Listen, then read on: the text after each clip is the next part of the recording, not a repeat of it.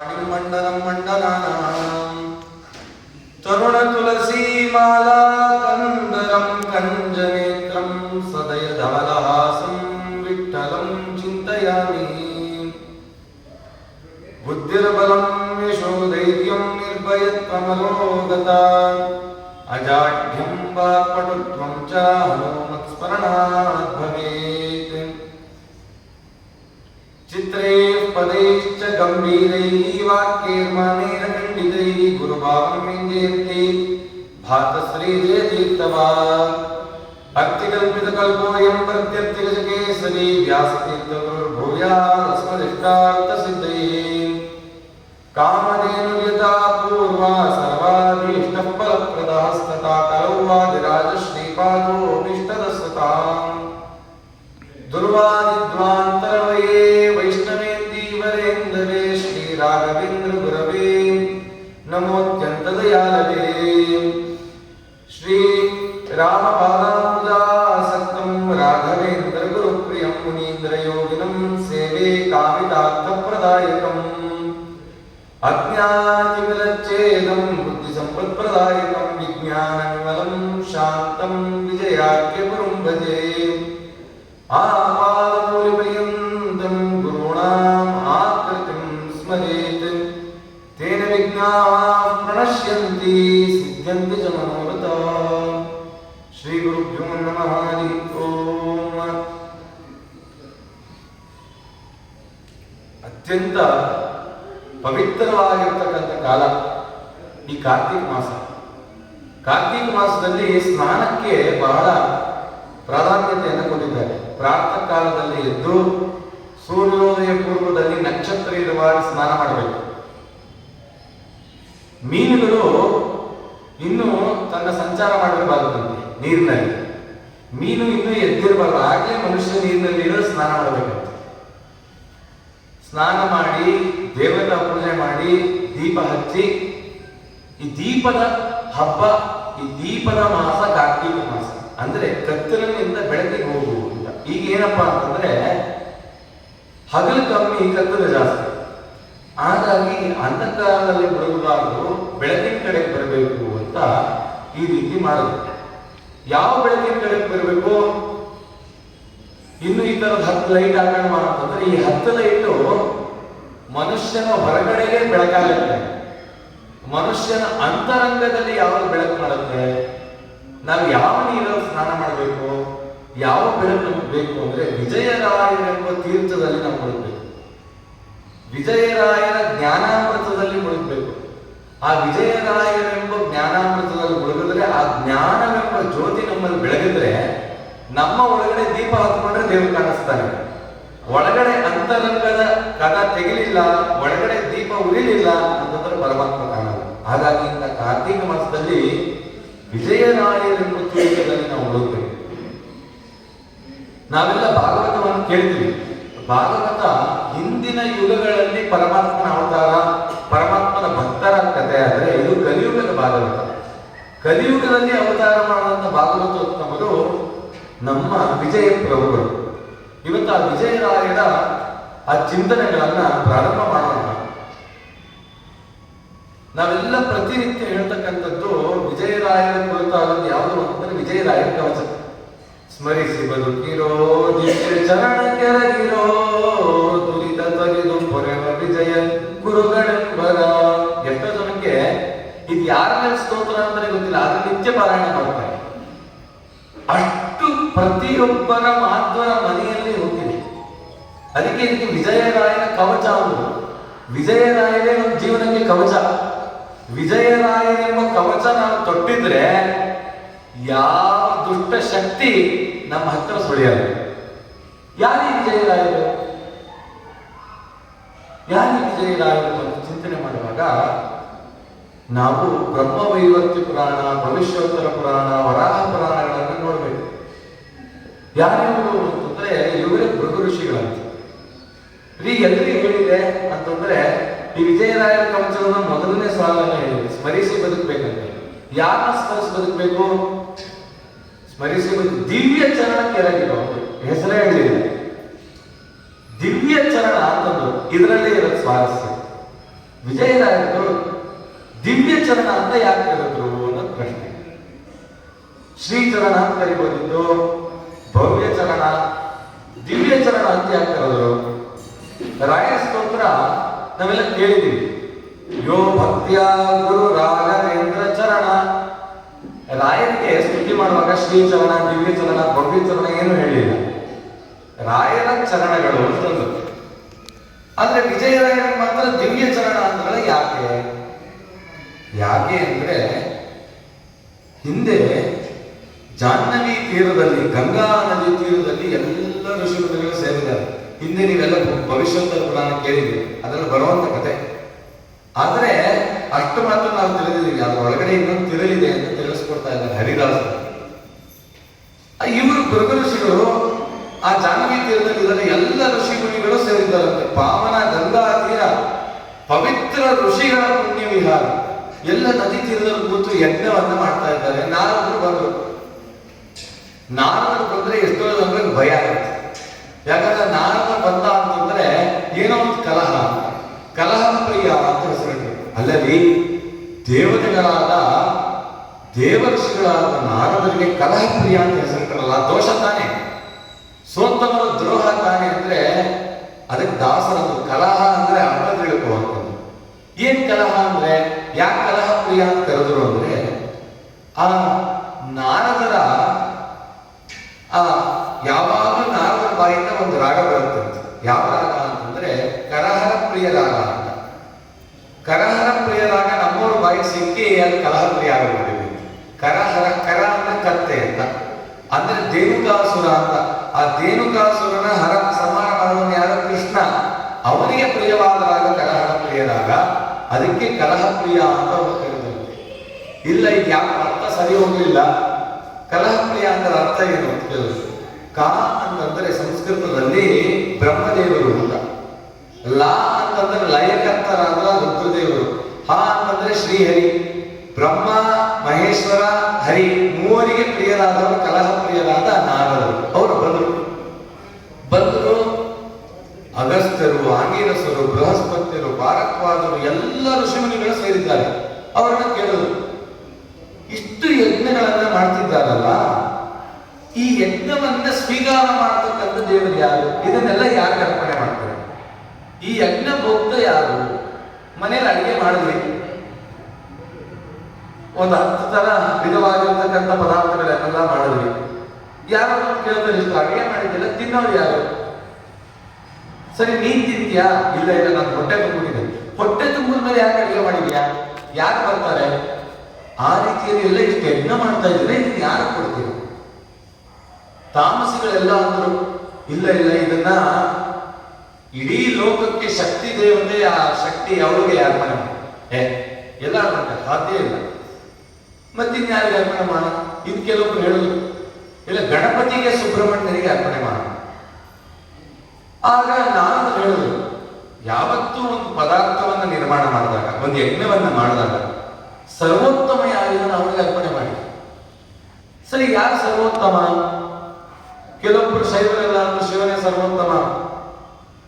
ಇನ್ನು ಕೆಲವೊಬ್ರು ಹೇಳಿದ್ರು, ಇಲ್ಲ ಇಲ್ಲ, ನಾರಾಯಣನೇ ಸರ್ವೋತ್ತಮ. ಸರಿ, ಈಗ ನಿರ್ಣಯ ಆಗ್ಬೇಕು. ಏನ್ ನಿರ್ಣಯ? ಸರ್ವೋತ್ತಮ ಯಾರು?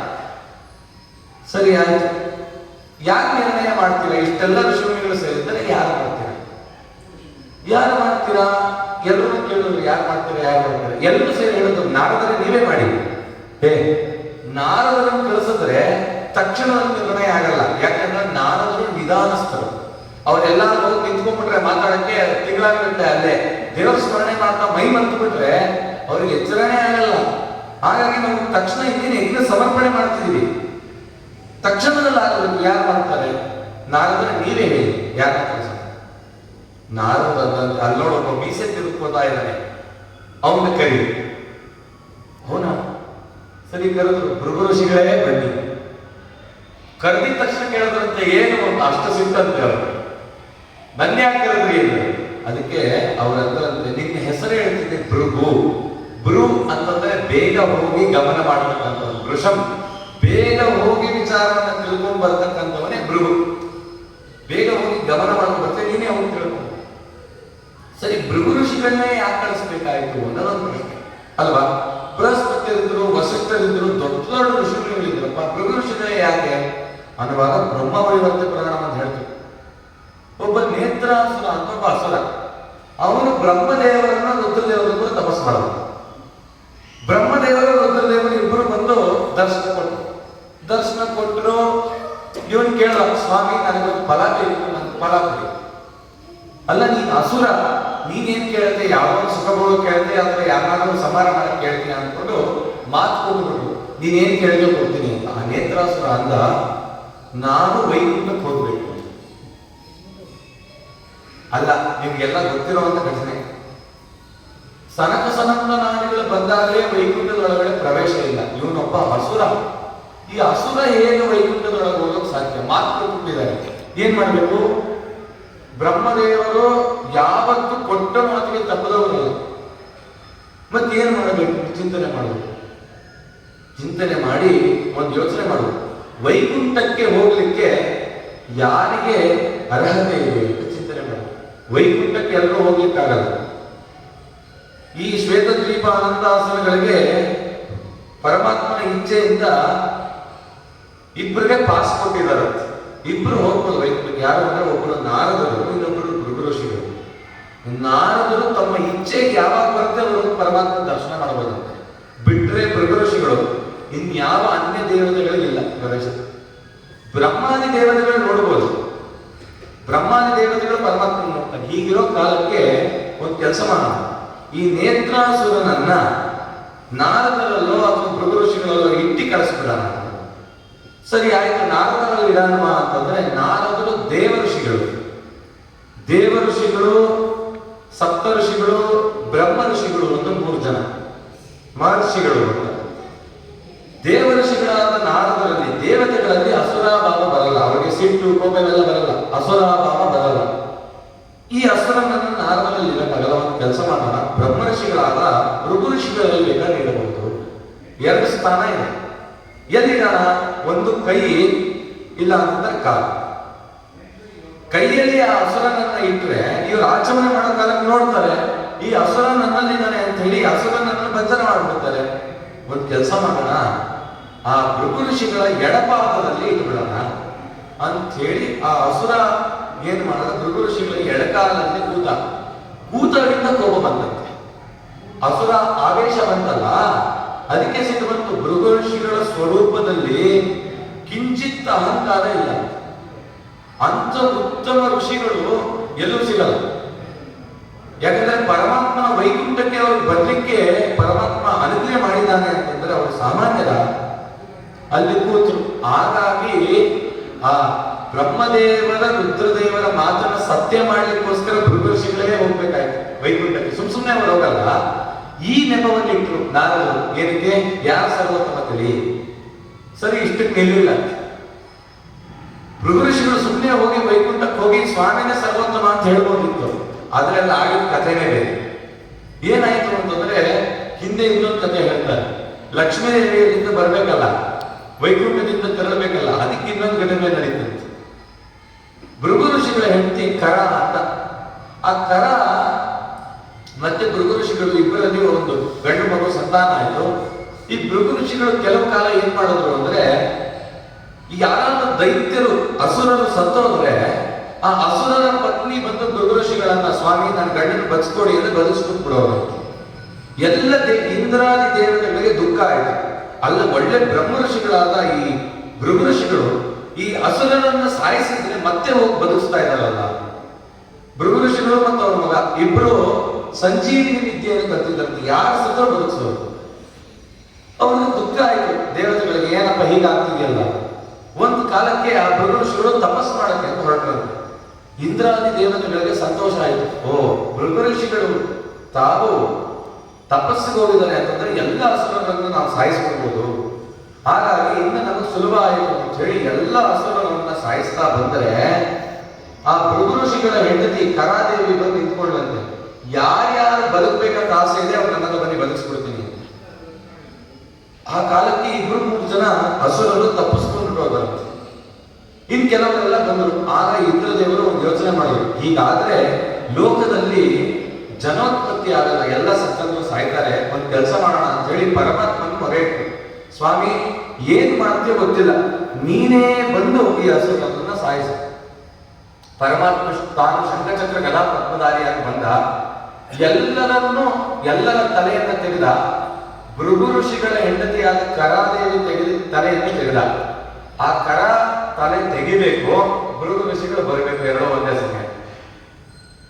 ಪರಮಾತ್ಮ ಅವಳ ತಲೆ ತೆಗೆದ, ಅವಳ ತಲೆ ಹೋಗಿ ಭೃಗು ಋಷಿಗಳ ಪಾದದ ಹತ್ರ ಬಿತ್ತು. ತನ್ನ ಹೆಂಡತಿ ತಲೆ ಬಿದ್ದಾಗ ಸುಮ್ಮನೆ ಇರ್ತಾರ ಭೃಗು ಋಷಿಗಳು, ಯಾರು ನನ್ನ ಹೆಂಡತಿಯನ್ನ ನನ್ನಿಂದ ದೂರ ಮಾಡಿದ್ರು ಅಂತ ಪ್ರಶ್ನೆ ಮಾಡಿದ್ರು. ಎಲ್ಲರೂ ಹೇಳಿದ್ರು, ನೋಡ ನಾರಾಯಣನೇ ಮಾಡಿದ್ರು, ನನ್ನ ಹೆಂಡತಿ ದೂರ ಮಾಡಲಿ ಅಲ್ವಾ, ನಿನ್ನ ಹೆಂಡತಿ ದೂರ ಆಗಲಿ ಅಂತ ಶಾಪ ಕೊಟ್ಟರು. ಸರಿ, ಶಾಪ ಕೊಟ್ಟರು. ಭೃಗು ಋಷಿಗಳು ಅವ್ರು ಮಾಡೋದು, ಪರಮಾತ್ಮ ಹೊಡೋದ. ಒಂದು 10 ದಿನ ಬಿಟ್ಟು ಯೋಚನೆ ಬಂದದ್ದು ಭೃಗು ಋಷಿಗಳಿಗೆ, ನಾನೇನೋ ಶಾಪ ಕೊಟ್ಟೆ, ನಾನು ಕೊಟ್ಟು ಶಾಪ ಪರಮಾತ್ಮ ಮುಟ್ಟಬೇಕಲ್ಲ ಅಲ್ವಾ. ನಾವು ಶಾಪ ಕೊಟ್ಟಿದ ತಕ್ಷಣ ಆಗುತ್ತಂತ ತಪಸ್ ಮಾಡುದು, ಓಂ ನಮೋ ನಾರಾಯಣ ಅಂತ ಜಪ ಮಾಡುದು, ಅರ್ಥಾಕ್ಷರ ಮಂತ್ರ. ನಾರಾಯಣ ಬಂದ, ಅಲ್ಲ ನನಗೆ ಶಾಪ ಹಾಕಿ ನಂದೇ ತಪಸ್ ಮಾಡ್ತೀಯ? ಹೌದು, ನಿಂದೆ ತಪಸ್ ಮಾಡ್ಬೇಕು. ಯಾಕೆ ಅಂತಂದ್ರೆ ನಾನು ಆಡಿದ ಮಾತು ಸತ್ಯ ಮಾಡು, ವಿಪ್ರವಾಗಲು ಜನಾರ್ದನ, ನಾನು ಆಡಿದ ಮಾತನ್ನ ಸತ್ಯ ಮಾಡಬೇಕು, ಸತ್ಯ ಮಾಡ್ತೀನಿ ಅಂತ ಪರಮಾತ್ಮ. ನನ್ನ ಹೆಂಡತಿ ನನಗೆ ನೀನೆ ಕೊಟ್ಟಲ್ಲ, ನನ್ನ ಹೆಂಡತಿ ದೂರ ಆಗೇ ಆಗ್ತಾನೆ.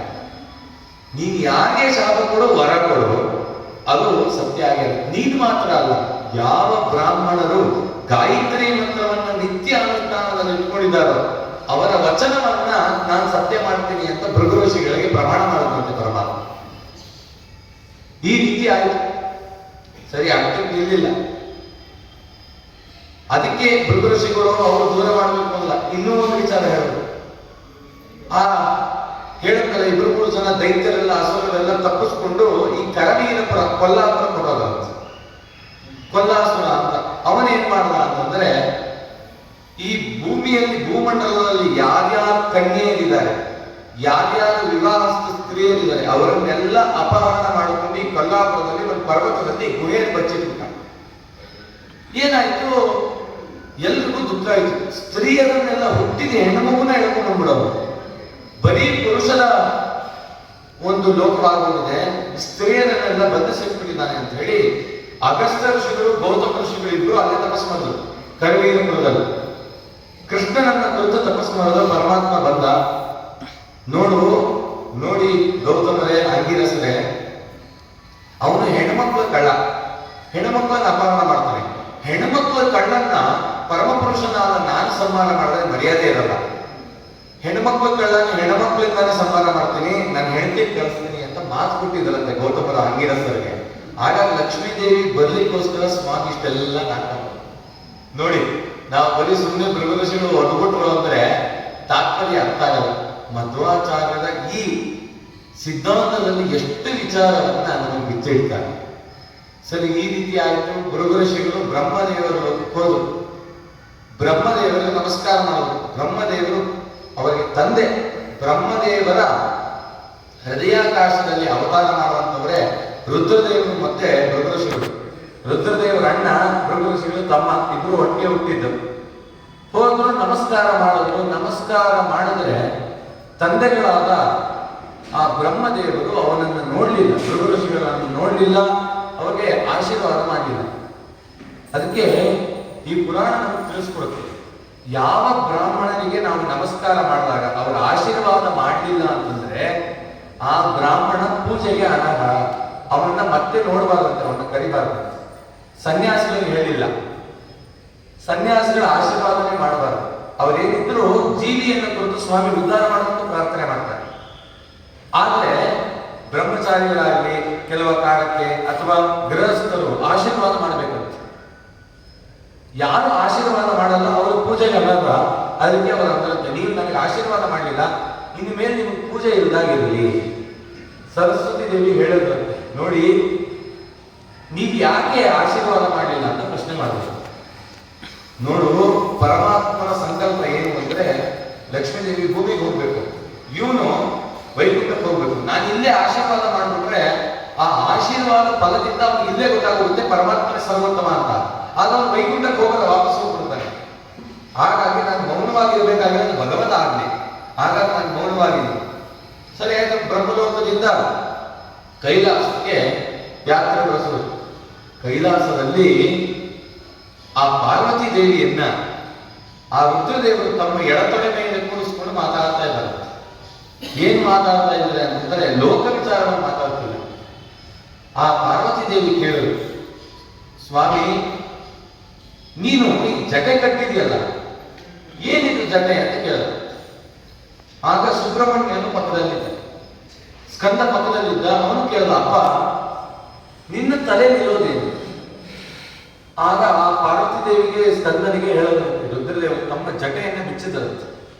ಅವರಿಗೆ ವ್ಯೋಮಕೇಶ ಅಂತ ಹೆಸರು. ಹರಿಕಥಾನ ಸಾಗರ ವ್ಯೋಮಕೇಶ ಅಂತ ಬರುತ್ತಲ್ಲ. ಏನ್ ವ್ಯೋಮಕೇಶ ಅಂದ್ರೆ ಆಕಾಶದಿಂದ ಭೂಮಿವರೆಗೂ ಕೂದಲಿದೆ, ಅಷ್ಟು ದೊಡ್ಡದು. ಅದಕ್ಕೆ ವ್ಯೋಮ ಅಂದ್ರೆ ಆಕಾಶ, ವ್ಯೋಮಕೇಶ ಅನ್ನೋದು ಆಕಾಶದಿಂದ ಭೂಮಿವರೆಗೂ ಇದೆ. ಅದನ್ನು ಅವ್ರು ಏನ್ ಮಾಡಿದ್ದಾರೆ ಅಂತಂದ್ರೆ, ರುದ್ರದೇವರು ಪರಮಾತ್ಮನ ಪಾದೋದಕವಾದ ಗಂಗೆಯನ್ನ ತಲೆ ಮೇಲೆ ಹೊತ್ಕೊಂಡು ಅದರ ಮೇಲೆ ಒಂದು ನರಸಿಂಹದೇವ ಸಾಲಿಗ್ರಾಮ ಇಟ್ಕೊಂಡು ಸುತ್ಕೊಂಡಿದ್ದಾರೆ. ಶಿವನ ಜಟೆಯಲ್ಲಿ ಶಿವನ ಬಂಧಿಸಿದಾಗ ನಾರಾಯಣ ಏನಿರೋ ಅಂತ ಕನಕದಾಸರು. ಅದಕ್ಕೆ ಈ ಸ್ಕಂದ ಪುರಾಣದಲ್ಲಿ ಒಂದು ಕಡೆ ಬರುತ್ತೆ. ಕುಕ್ಕೆ ಸುಬ್ರಹ್ಮಣ್ಯ ಬಗ್ಗೆ ಹೇಳುವಾಗ ಎಷ್ಟೋ ಜನ ಆ ಪ್ರಾಂತದಲ್ಲಿ ತಮಿಳುನಾಡಲ್ಲಿ ಸುಬ್ರಹ್ಮಣ್ಯನೇ ಸರ್ವೋತ್ತಮ ಅಂತಾರೆ. ಅವ್ರಿಗೇನಿದ್ರು ಷಣ್ಮುಖ ಒಬ್ಬನೇ ದೇವರು. ಅಲ್ಲಿ ಕೇಳೋದಂತೆ ರುದ್ರದೇವರು ಹೇಳಿದ್ರಂತೆ, ತಾಮಸಿ ಜನಗಳಿಗೆ ನೀನೇ ಸರ್ವೋತ್ತಮ ಅಂತ ಕಾಣು, ಆದರೆ ನಿನ್ನ ಅಂತರಂಗದಲ್ಲಿ ನಿನ್ನ ಬಿಂಬಮೂರ್ತಿ ನರಸಿಂಹನನ್ನೇ ಉಪಾಸನೆ ಮಾಡುವಂತ. ಹಾಗಾಗಿ ಎಲ್ಲೆಲ್ಲಿ ಶೇಷದೇವರು ಇದ್ದಾರೋ ಅಲ್ಲಿ ನರಸಿಂಹದೇವರು ಇದ್ದಾರೆ, ನೋಡ್ಕೋಬೇಕು. ಎಲ್ಲಿ ಶೇಷದೇವರು ಇದ್ದಾರೋ ಅಲ್ಲಿ ನರಸಿಂಹದೇವರು ಇದ್ದಾರೆ.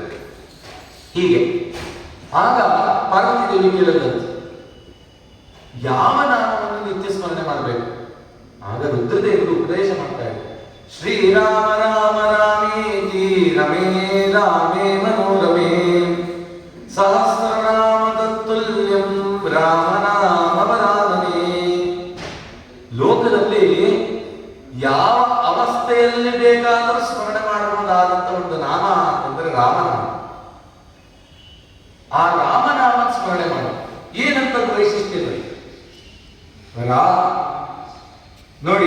3 ಸತಿ ರಾಮ ಅನ್ನೋ ಸಹಸ್ರನಾಮ ಹೇಳಿ ಪುಣ್ಯ ಅಂದ್ರು. ಹೇಗೆ 3 ಸರಿ ರಾಮ ಅಂತ ತಕ್ಷಣ ಸಹಸ್ರನಾಮ ಹೇಳಿ ಪುಣ್ಯ ಹೇಗೆ ಬಂತು? ಅದಕ್ಕೆ ರುದ್ರದೇವರು ಆ ಹೆಸರು ಹೇಳ್ತಿದೆ. ರಾಗೆ ದೀರ್ಘ ರಾ ಅಂದ್ರೆ 2ನೇ ಅಕ್ಷರ ಅಲ್ವಾ? ರ ಮ ಪ 5ನೇ ಅಕ್ಷರ. 2 ಮತ್ತು 5 ಕೂಡಿದ್ರೆ ಎಷ್ಟಾಗುತ್ತೆ? 2 5 10. ಒಂದು ಸರಿ ರಾಮ ಅಂದ್ರೆ 10 ವಿಷ್ಣು ಸಹಸ್ರನಾಮ ನಾಮ ಹೇಳಿದಾಗ 2 ಸರಿ ರಾಮ ಅಂದ್ರೆ 10 × 10 100. 2 ಸತಿ ರಾಮ ಅಂದ್ರೆ 100 ಭಗವಂತನ ನಾಮ ಸ್ಮರಣೆ. 3ನೇ ಸತಿ ಹೇಳಿದ್ರೆ 100 × 10 ಅಂದ್ರೆ 1000 ಭಗವತ್ ನಾಮದ ಸ್ಮರಣೆ 3 ಬಾರಿ ರಾಮನಾಮದಲ್ಲಿ ಬರುತ್ತೆ ಅಂತ ಹೇಳಿ ರಾಮನಾಮದಲ್ಲಿ ಪ್ರೇಮವನ್ನ ಇಟ್ಟಿದ್ದರು. ಆದ್ರೆ ಲೋಕದಲ್ಲಿ ಏನ್ ಹೇಳ್ತಾರೆ, ರುದ್ರದೇವರು ಪಾರ್ವತಿಯಲ್ಲಿ ಮನಸ್ಸನ್ನು ಇಟ್ಟಿದ್ರು. ಮನೋನಿಯಾಮಕರಾದ ರುದ್ರದೇವರು ನಮ್ಮಂತೆ ಕಾಮನೆಗೊಳಗಾಗುವಂತವರ. ಆ ಕಾಲಕ್ಕೆ ಗುರು ಋಷಿಗಳು ಬಂದರು, ನೋಡುದು ಅಲ್ಲ ನಾನು ಬ್ರಾಹ್ಮಣೋತ್ತಮನಾದ ನಾನು ಬಂದಿದ್ದೀನಿ, ನಾನು ಬಂದಾಗ ಎದ್ದು ನಿಂತು ಗೌರವ ಕೊಡ್ಲಿಕ್ಕಾಗಲಿಲ್ಲ ಇವರು ನನಗೆ, ಹೆಂಡತಿಯಲ್ಲಿ ಅಷ್ಟು ಮೋಹ ಇಟ್ಟಿದ್ದಾನ. ರುದ್ರದೇವರು ಸಿಟ್ಟು ಬಂದಂತೆ, ನನ್ನೇ ಅಂತಿದ್ದಾನೆ ಅಂತ ಹೇಳಿ ತ್ರಿಶೂಲ ತಗೊಂಡ್ರಂತೆ. ಆಗ ಪಾರ್ವತಿ ದೇವಿ ಎಂದಂತೆ, ಅವರು ಸಾಕ್ಷಾತ್ ತಮ್ಮ ಮೇಲೆ ತ್ರಿಶೂಲ ಎತ್ಕೊಂಡ್ರೆ ಇರೋದು 18 ಪುರಾಣ, 19ನೇ ಪುರಾಣ ಬರುತ್ತೆ. ಅದಾಗಬಾರದು ಲೋಕದಲ್ಲಿ. ಪರಮಾತ್ಮನೇ ಸರ್ವೋತ್ತಮ ಅಂತ ಪ್ರತಿಪಾದನೆ ಮಾಡಕ್ ಬಂದಿರೋ ಕಾಲಕ್ಕೆ ಇನ್ನೊಂದೇನೋ ಶುರು ಮಾಡಬೇಡಿ, ಮೌನವಾಗಿರಿ. ಹೌದಲ್ವಾ? ಪರಮಾತ್ಮನ ಸರ್ವೋತ್ತಮತ್ವಕ್ಕೆ ನಾವು ತಲೆ ಬಾಗಲೇಬೇಕು ಅಂತ ಹೇಳಿ ರುದ್ರದೇವರು ಮೌನದಲ್ಲಿದ್ದೀರಿ. ಇವ್ರು ನೋಡಿದ್ರು ನಿಮಗೆ ಗೌಣವಾಗಿ ಪೂಜೆ ಆಗಲಿ, ಲಿಂಗದ ಪೂಜೆ ಆಗಲಿ ಅಂತಂದ್ರು ವೈಕುಂಠಕ್ಕೆ ಹೋದ್ರು. ವೈಕುಂಠಕ್ಕೆ ಹೋಗ್ತಾರೆ, ನೋಡ್ತಾರೆ ಇಷ್ಟು ದಿನ ಈ ವೈಕುಂಠ ಎಷ್ಟು ದೂರವೋ ನಿಂತಿದೆ. ಎಲ್ಲ ಕಡೆಯಲ್ಲಿ ಗೋಪುರಗಳಂತೆ. ಆ ವೈಕುಂಠದಿಂದ ಸುಗಂಧ ಭರಿತವಾದ ಪರಿಮಳ. ಆ ವೈಕುಂಠದ ಗೋಡೆಯ ಚೂರು ಭಾಗದಲ್ಲೂ ಕೂಡ ಕಿವಿ ಇಟ್ಟರೆ ಸಾಮವೇದದ ಕಂಪಂಚ. ಅಷ್ಟು ವೇದದ ಕಂಪು ವೈಕುಂಠದಿಂದ ಹೊರಚಲ್ತಾ ಇದೆ. ಆ ಆನಂದದಲ್ಲಿ ಒಳಗಡೆ ಹೋದ್ರು. ಒಳಗಡೆ ಹೋಗ್ತಾರೆ, ಪರಮಾತ್ಮ ಶೇಷಶಾಹಿಯಾಗಿ ಮಲಗಿದ್ದಾರೆ. ಆ ಶೇಷದೇವರ 5 ಹೆಡೆಗಳು, ಒಂದೊಂದು ಮುಖದಿಂದ ಒಂದೊಂದು ವೇದ. 5ನೇ ಮುಖದಲ್ಲಿ ಪಂಚಮ ವೇದ ಅನಿಸ್ಕೊಂಡಿರ್ತಕ್ಕಂಥ ಮಹಾಭಾರತವನ್ನು ಹೇಳ್ತಾ ಇದ್ದಾರೆ, ಸ್ತುತಿ ಮಾಡ್ತಾ ಇದ್ದಾರೆ. ಆಗ ಲಕ್ಷ್ಮೀದೇವಿ ತನ್ನ ಮುಖಗಳೆಂಬ ಬಂಗಾರದ ತಟ್ಟೆಯಲ್ಲಿ ಅವಳ ಆ 2 ಕಣ್ಣುಗಳೇ ನೀರಾದನ. ಆ ಲಕ್ಷ್ಮೀದೇವಿ ಆ ಕಣ್ಣುಗಳೆಂಬ ನೀರಾದನದಿಂದ ಪರಮಾತ್ಮನಿಗೆ ಆರತಿ ಮಾಡ್ತಿದ್ರು. ಇದನ್ನೇ ಶ್ರೀಮದ್ ಆಚಾರ್ಯ ವರ್ಣನೆ ಮಾಡೋದು. ಇಂದಿರಾ ಚಂಚಲ ಪಾಂಡನೀರಾಜಿತಂ. ಲಕ್ಷ್ಮೀದೇವಿಯ ಮುಖ ಬಂಗಾರದ ತಟ್ಟೆ, ಅವಳ ಮುಖದಲ್ಲಿ ಕಾಣ್ತಕ್ಕಂಥ ಕೆಂಪು ಬಣ್ಣ ಅದೇ ನೀರಂತೆ, ಕೆಂಪು ನೀರು. ಅವಳ ಕಣ್ಣುಗಳೇ ಬೆಳಕು. ಆ ಬೆಳಕು ಪರಮಾತ್ಮನ ಮುಖದ ಮೇಲೆ ಬೀಳ್ತಿದೆ. ಆ ಬೆಳಕಿನಲ್ಲಿ ನಾರಾಯಣನನ್ನು ಕಂಡಿರುತ್ತೆ ಋಷಿಗಳು. ಎಂತ ಪುಣ್ಯಾತ್ಮರು, ಎಂತ ಚಿಂತನೆ, ಎಂತ ಅನುಸಂಧಾನ. ನೋಡ್ತಾ ಮೈ ಮರೆತುಬಿಟ್ರು, ನೋಡ್ತಾ ಮೈ ಮರೆತರು. ನಾರಾಯಣ ಲಕ್ಷ್ಮೀದೇವಿ ಮುಖವನ್ನ ನೋಡ್ತಾ ಇದ್ದಾನೆ. ತಕ್ಷಣ ನೆನಪಾಯ್ತು, ನಾನು ಯಾಕೆ ಬಂದಿದ್ದು ನೋಡ್ದ, ಇಂಥ ಬ್ರಾಹ್ಮಣೋತ್ತಮ ಬಂದಿದ್ರೆ ಇವನು ಆ ರುದ್ರದೇವರಂತೆ ಹೆಂಡತಿ ಮುಖ ನೋಡ್ಕೊಂಡಿದ್ದ, ಕಾಯಿ ಮಾಡ್ತೀನಿ ಅಂತ ಹೇಳಿ ತಮ್ಮ ಪಾದವನ್ನ ಆ ವಕ್ಷಸ್ಥಳಕ್ಕೆ ತಾಡನ ಮಾಡಬೇಕು. ಆಗ ಪರಮಾತ್ಮ ನೋಡ್ದ, ಅಯ್ಯೋ ನಂದು ವಜ್ರ ಕಠೋರವಾದಂಥ ಶರೀರ, ನೀವು ಚಾತುರ್ಮಾಸ, ವಿಷ್ಣುಪಂಚಕ, ಪಯೋವ್ರತ, ಚಾಂದ್ರಾಯಣ ಅನೇಕ ವ್ರತಗಳನ್ನ ಮಾಡಿ ಮಗುವಿನಂತ ಕಾಲಿರುವುದು, ಇಂಥ ಶರೀರಕ್ಕೆ ಬಿದ್ದು ನಿಮ್ಮ ಕಾಲಿಗೆ ಏನಾಯಿತು ಅಂತ ಹೇಳಿ ಆಗ ದೇವರನ್ನಂತೆ ಇಮೇ ದಿವ್ಯ ಪಾದವು ಸ್ಮರಿಸಿ ಬದುಕಿರೋ ಎಂತ ಚರಣ, ದಿವ್ಯ ಚರಣ ಅಂತ ಹೇಳಿದ್ ಯಾರು? ಪರಮಾತ್ಮ. ನೋಡಿ ಎಲ್ಲಿಂದ ಎಲ್ಲಿಗೆ ಸಂಬಂಧ. ಅದಕ್ಕೆ ಹರಿದಾಸರ ವಾಕ್ಯ ಇದೆಯಲ್ಲ, ಅದು ಯಾವುದು ಕೂಡ ತಾವು ಪೂರ್ತಿ ಬರೆದಿದ್ದಲ್ಲ, ಅದು ಭಗವಂತ ಆ ಕ್ಷಣಕ್ಕೆ ತಾನೇ ಕಳಿಸಿದ್ದು. ಹಾಗಾಗಿ ಎಂತ ಚರಣವನ್ನು ಸ್ಮರಣೆ ಮಾಡಬೇಕು ಅಂದ್ರೆ ಪರಮಾತ್ಮನ ಸ್ಪರ್ಶ ಆಗಿರೋ ಚರಣ. ನಮಗೆ ಕರೆಂಟ್ ಹೊಡಿಬೇಕು ಅಂತ, ಕರೆಂಟ್ ಹೊಡಿಬೇಕು ಅಂದ್ರೆ ಪ್ಲಗ್ಗೆ ಕೈ ಹಾಕ್ಬೇಕಲ್ಲ, ಒಬ್ಬನು ಹೊಡೆದಿರುತ್ತೆ, ಅವನು ಇನ್ನೊಬ್ಬ ಕೊಟ್ಟಿದ್ರೆ ಅವನಿಗೂ ಶಾಕ್ ಪವರ್ ಸಪ್ಲೈ ಆಗುತ್ತೆ. ಆ ಥರ 10 ಜನ ಕೊಟ್ಟಿದ್ರೆ ಹೇಗೆ ಸಪ್ಲೈ ಆಗುತ್ತೋ, ವಿಜಯರಾಯರ ಪಾದವನ್ನ ನಾವು ಹಿಡಿದ್ರೆ ಪರಮಾತ್ಮನ ಮುಟ್ಟದಷ್ಟೇ ಪುಣ್ಯ. ಪರಮಾತ್ಮನನ್ನ ಮುಟ್ಟುವಷ್ಟು ಶುದ್ಧರಲ್ಲ ನಾವು, ಪರಮಾತ್ಮನನ್ನ ಹತ್ರನೂ ಸೇರಿಸಲ್ಲ. ಪರಮಾತ್ಮ ತಂದೆ ಇದ್ದಾರೆ, ತಾಯಿ ಆಗಿರ್ತಕ್ಕಂಥ ಭೃಗು ಋಷಿಗಳನ್ನು ನಮ್ಮನ್ನು ಶುದ್ಧ ಮಾಡಬೇಕು. ಹೇಗೆ ಲೋಕದಲ್ಲಿ ನೋಡಿ, ಮಗುನ ತಂದೆ ಎತ್ಕೊಂಡಿರ್ತಾನೆ, ಮುದ್ದು ಮಾಡ್ತಾನೆ. ಆ ಮಗು ಏನಾದ್ರು ಹೊಲಸು ಮಾಡಿದ್ರೆ ಹೆಂಡತಿ ಕೇಳ್ತಾನೆ, ನೋಡೇ ಹೊಲಸು ಮಾಡ್ತು ಶುದ್ಧ ಮಾಡು. ತಾಯಿ ಏನ್ ಮಾಡ್ತಾಳೆ, ಅವಳೊಂಚೂರು ಅಸಹ್ಯ ಮಾಡಿಕೊಳ್ಳಲ್ಲ, ಆ ಮಗುನ ಎತ್ಕೋತಾಳೆ, ಅದನ್ನ ಶುದ್ಧ ಮಾಡ್ತಾಳೆ, ಮತ್ತೆ ಪೌಡರ್ ಹಾಕಿ ಕೊಟ್ರೆ ಅಪ್ಪ ಎತ್ಕೋತಾಳೆ. ಹಾಗೆ ನಮ್ಮ ಕಲ್ಮಶಗಳನ್ನು ಕರಿತಕ್ಕಂಥವರೇ ಗುರುಗಳು. ಅಂತ ಗುರುಗಳಾದ ಭೃಗು ಋಷಿಗಳ ಪಾದವನ್ನು ನಾವು ಹಿಡಿದ್ರೆ ನಮ್ಮನ್ನು ಶುದ್ಧ ಮಾಡಿದ್ರೆ ಪರಮಾತ್ಮ ಏನ್ ಮಾಡ್ತಾನೆ? ಪರಮಾತ್ಮ ಹೇಳಲ್ಲ. ಹೇಗೆ ಭೃಗು ಋಷಿಗಳನ್ನ ನಾನು ಮೇಲಕ್ಕೆ ಎತ್ತಿದೆ, ನೀವು ಆ ಭೃಗು ಋಷಿಗಳ ಮಾರ್ಗದಲ್ಲಿ ಬಂದ್ರೆ ನಿಮ್ಮನ್ನು ಖಂಡಿತ ನಾನು ಉದ್ಧಾರ ಮಾಡ್ತೀನಿ ಅಂತ. ಸರಿ, ಇದೆಲ್ಲ ಅವರು ಭೃಗು ಋಷಿಗಳು ಪರಮಾತ್ಮನ ವಕ್ಷಸ್ಥಳಕ್ಕೆ ತಾಡನ ಮಾಡಿದ್ರು ಅಂತ. ಅದೇ ಭೃಗು ಋಷಿಗಳು ನಾನು ತಾಡನ ಮಾಡಿದ್ದಲ್ಲ, ಮತ್ತೇನು, ನನ್ನ ಪಾದದಲ್ಲೂ ದೇವರಿದ್ದಾನೆ. ದೇವರೆಲ್ಲ ಕಡೆ ಇದ್ದಾನಲ್ವ, ಅಣು ಅಣುವಿನಲ್ಲೂ ಇದ್ದಾನೆ, ನನ್ನ ಪಾದದಲ್ಲೂ ಇದ್ದಾನೆ. ನನ್ನ ಪಾದದಲ್ಲಿರೋ ಪರಮಾತ್ಮ ಕೂಡ ಪರಿಪೂರ್ಣ, ಶ್ರೇಷ್ಠಿಯಾಗಿರುವಂಥ ಪರಮಾತ್ಮನ ಪರಿಪೂರ್ಣ ಅಂತ ಪರಮಾತ್ಮನ ರೂಪದ ಚಿಂತನೆ ಮಾಡಿದೆ ಅಂತ. ಸರಿ, ಇಷ್ಟಕ್ಕೆ ನಿಲ್ಲಿಲ್ಲ. ಅವ್ರೇನ್ ಮಾಡಿದ್ರು, ಪರಮಾತ್ಮ ಭೃಗು ಋಷಿಗಳನ್ನ ಕೂಡಿಸಿ ಲಕ್ಷ್ಮೀದೇವಿ ಹೇಳಿ, ನೋಡು ನವರತ್ನ ಖಚಿತವಾದ ಬಂಗಾರದ ತಟ್ಟೆ ತಗೊಂಬ, ಒಳ್ಳೆ ಪೂರ್ಣ ಕುಂಭ ಬೆಚ್ಚಗಿರೋ ನೀರು, ಆ ನೀರಿನಲ್ಲಿ ಪಚ್ಚಕರ್ಪೂರ, ಕೇಸರಿ, ಲಾವಂಚ ಅದನ್ನೆಲ್ಲ ಹಾಕಿ ತಗೊಂಬ. ಈ ಕಾಲಿಗೆ, ಈ ಬ್ರಾಹ್ಮಣನ ಕಾಲನ್ನು ನಾನು ತೊಳಿಬೇಕು ಅಂತೇಳಿ ಪರಮಾತ್ಮ ಆ ಭೃಗು ಋಷಿಗಳ ಪಾದವನ್ನು ತೊಳೆದು ಆ ಜಲವನ್ನ ಲಕ್ಷ್ಮೀದೇವಿಯು ಪ್ರೋಕ್ಷಣೆ ಮಾಡಿ, ತಾನು ಪ್ರೋಕ್ಷಣೆ ಮಾಡಿ, ವೈಕುಂಠಕ್ಕೆ ಪ್ರೋಕ್ಷಣೆ ಮಾಡಿ ಅಂತಂದ್ರೆ ಭೃಗು ಋಷಿಗಳಿಗೆ, ಭೃಗು ಋಷಿಗಳೇ ನನ್ನ ವೈಕುಂಠ ಪಾವನ ಆಯಿತು. ಪರಮಾತ್ಮ ಎಂತ ಭಕ್ತವತ್ಸಲ. ಪರಮಾತ್ಮ ತೋರಿಸ್ಕೊಡ್ತಾ ಇದ್ದಾನೆ ಬ್ರಾಹ್ಮಣನನ್ನ ಹೇಗೆ ಉಪಾಸನೆ ಮಾಡಿ, ಬ್ರಾಹ್ಮಣನ ಬಲಪಾದದಲ್ಲಿ ನಾನಿದ್ದೀನಿ ಅಂತ ಹೇಳೋದು. ಹಾಗಾಗಿ ಭೃಗು ಋಷಿಗಳ ಪಾದ ತಗೊಳ್ತಲ್ಲ, ದೇವ್ರ ಚಿಕ್ಕವನ ಅಂದ್ರೆ ಇಲ್ಲ, ಪರಮಾತ್ಮ ಅವ್ರ ಭೃಗು ಋಷಿಗಳ ಪಾದದಲ್ಲಿ ನಿಂತಿದ್ದು ಅವನೇ, ಅವನು ಸ್ನಾನ ಮಾಡ್ಕೊಂಡಂಗೆ ಆಯ್ತು. ಆ ಕಾಲಕ್ಕೆ ಏನಾಯ್ತು, ಆ ನೇತ್ರಾಸುರನ ಸಂಹಾರ ಆಯಿತು. ಸಂಹಾರ ಆಗಿದ ತಕ್ಷಣ ಇವರಲ್ಲಿದ್ದ ಅಸುರ ಭಾವ ಹೋಗಾಯ್ತು.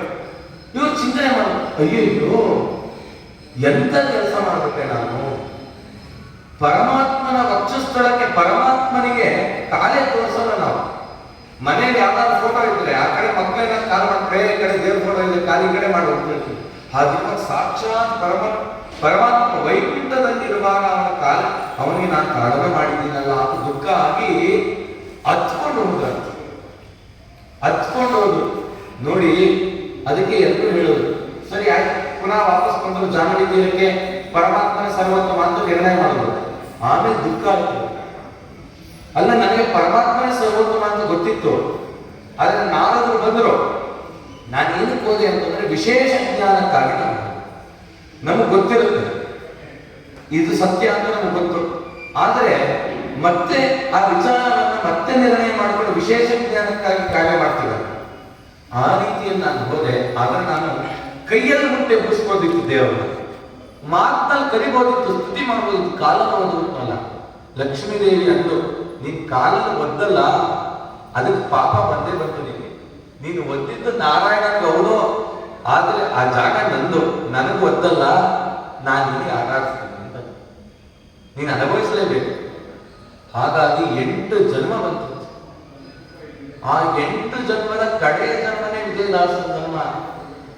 ಆ 8 ಜನ್ಮಗಳು ಯಾವುದು, ಎಲ್ಲೆಲ್ಲ ಅವತಾರ ಮಾಡಿದ್ರು, ಏನೇನಾಯಿತು ಅಂತ ನಾಳೆ ದಿನ ಚಿಂತನೆಯನ್ನು ಮಾಡಿ. ಇವತ್ತು ತಡ ಆಯ್ತು. ನಾಳೆ ದಿನ 5:30 6:30 ತನಕ ಮಾಡಿ ಈ 5 ದಿನಗಳ ಕಾಲ ವಿಜಯರಾಯರ ಜೀವನ, ಅದರ ಏನು ಸ್ವಾರಸ್ಯ ಇದೆ, ಅವರ ಕೃತಿಗಳು, ವಿಜಯರಾಯರು ನಮ್ಗೆ ಯಾಕೆ ಬೇಕು ಅನ್ನೋದನ್ನ 5 ದಿನದಲ್ಲಿ ಚಿಂತನೆ ಮಾಡೋಣ ಅಂತ ಹೇಳ್ತಾ ಇವತ್ತು ಶ್ರೀ ಕೃಷ್ಣಾರ್ಪಣಮಸ್ತು. ಮಧ್ವೇಶ.